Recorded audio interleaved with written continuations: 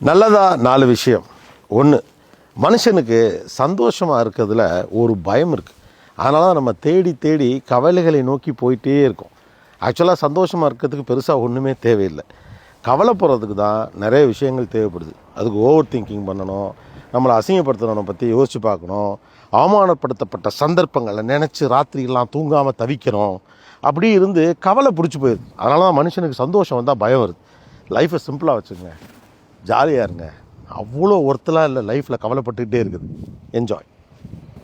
2, என்ன செய்கிறதுனே தெரியாமல் ஏதாவது வழிகேட்டு உங்ககிட்ட நிற்கிறவன்ட்ட புத்திமதி சொல்லாதீங்க.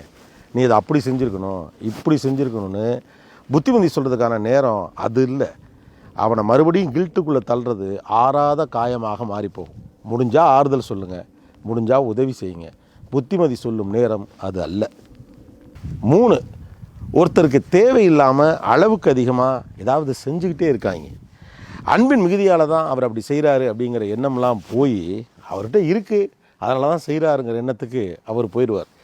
ஒரு கட்டத்தில் நான் அவங்களுக்கு அதை செஞ்சேன், இதை செஞ்சேன், அவங்களுக்கு நன்றியே இல்லைன்னு நீங்கள் புலம்பிக்கிட்டு இருப்பீங்க. அவங்களுக்கு நன்றியெல்லாம் இல்லாமல் இல்லை, நீங்கள் அவங்கள அப்படி பழக்கிட்டீங்க. உங்கள் மனசை பார்க்குறதுக்கு பதிலாக நீங்கள் செய்கிறத பார்க்குற இடத்துக்கு நகர்த்துனது நீங்கள் தான். 4, அற்பமான விஷயங்களுக்கு கூட பயம் வர்றது, அடுத்தவங்க மேலே சின்னதாக பொறாமை வர்றது, பொறுமையாக இருக்கணும் அப்படின்னு நினச்சாலும் பிடிச்சவங்க மேலே கூட கோபம் வர்றது, யாரையாவது பழி வாங்கணும் அப்படின்னு லேசாக ஒரு எண்ணம் வந்துட்டு போகிறது, இதெல்லாம் வந்தால் நீங்களாகவே உங்களை கெட்டவனோ மோசமானவனோ நான் ஏன் இப்படி இருக்கேன்னு லேபிள் பண்ணிக்காதீங்க. இதெல்லாம் எல்லா மனுஷனுக்கு வர்றது தான், பெருசாக யாரும் சொல்கிறதில்ல.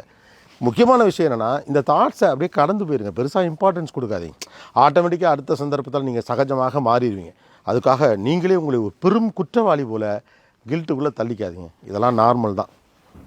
இந்த நல்லதாக 4 விஷயம் உங்களுக்கு ரெலவெண்ட்டாக தெரிஞ்சால், அல்லது உங்களுக்கு தெரிஞ்சவங்களுக்கு இது ரெலவெண்ட்டாக தெரிஞ்சால் ஷேர் பண்ணுங்கள். மேபி உங்களுக்கு இது யூஸ்ஃபுல்லாக இருக்கலாம்.